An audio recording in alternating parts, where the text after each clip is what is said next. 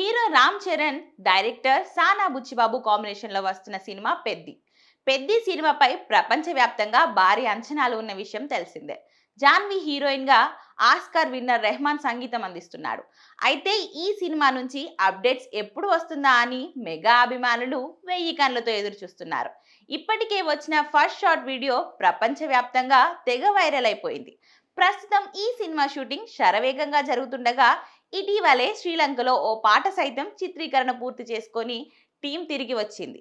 వచ్చే మార్చిలో ఈ మూవీ ప్రేక్షకుల ఎదుటకు రానుంది. ఈ నేపథ్యంలో మేకర్స్ ఈ చిత్రం నుంచి ఒక్కటొక్కటిగా అప్డేట్ ఇచ్చేందుకు సిద్ధమయ్యారు.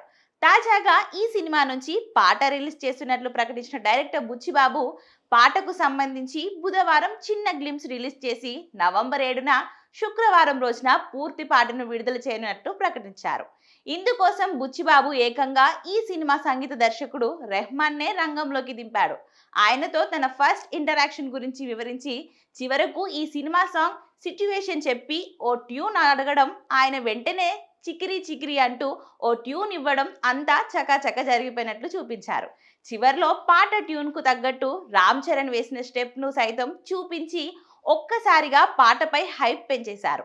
ఈ వీడియో బయటకు వచ్చిన క్షణాల్లోనే Ram Charan hook step social మీడియాను కమ్మేసింది.